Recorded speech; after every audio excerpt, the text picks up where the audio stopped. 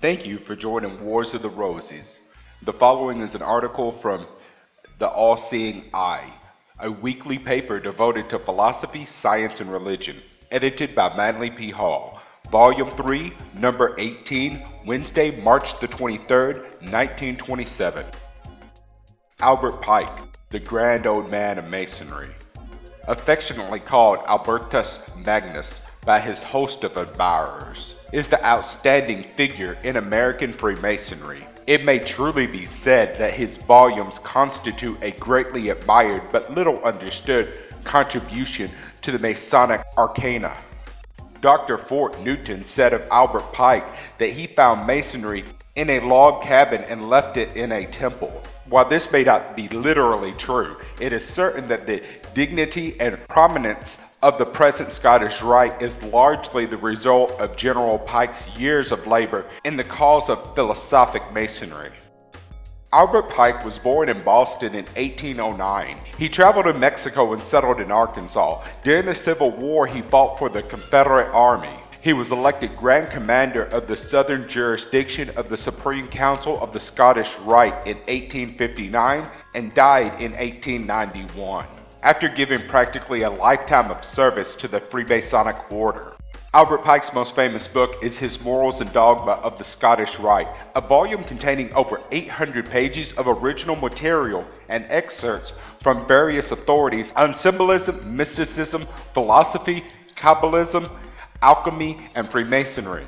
There is no doubt that Albert Pike studied very deeply the magical writings of Eliphas Levi, the famous French transcendentalist, whose writings have been translated into English by author Edward Waite, who with a peculiar mental attitude turns upon his author and calumniates the man whose writings he translates.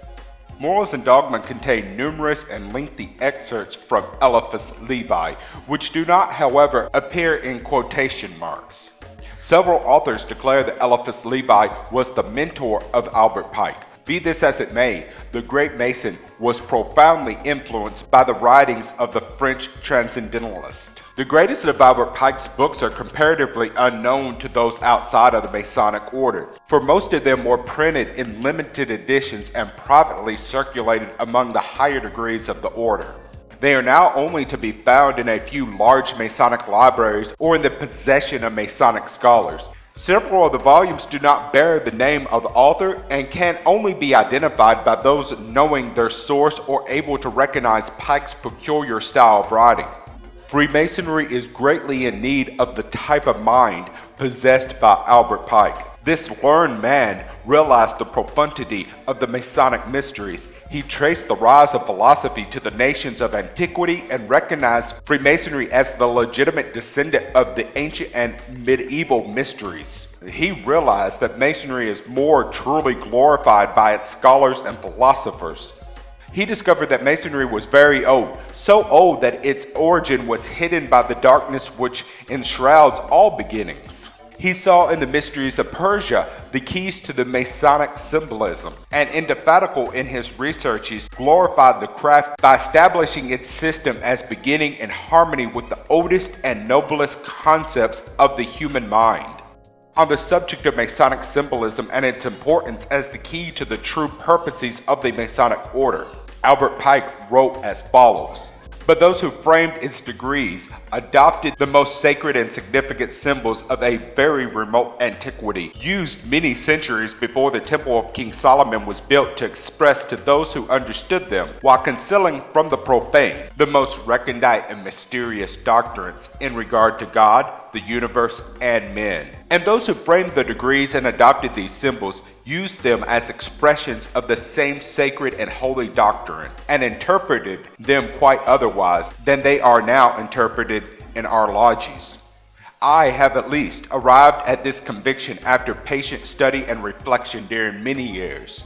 I entertain no doubt and am ready to give the reasons for my faith that the principal symbols of Freemasonry, all that are really ancient, concur to teach the fundamental principles of a great and widespread religious philosophy, and hieroglyphically express certain profound ideas, as the existence, manifestation, and action of the deity, the harmony of the universe, the creative word and divine wisdom, and the unity of the divine and human, the spiritual, intellectual, and material in man and nature that have reappeared in all religions and have been expounded by great schools of philosophy in all the ages. The ancient symbols of Freemasonry teach, I think, the profound religious truths and doctrines that in reality are Freemasonry. I am so far from being one of those who think that it teaches no religious creed or doctrine, as I firmly believe that it consists in the religious philosophy that it teaches, and that he only is a true Freemason who correctly interprets for himself its symbols.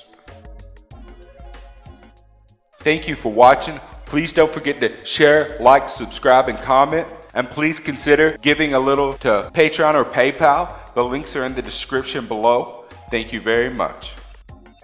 And interpreted them quite other and interpreted them quite otherwise.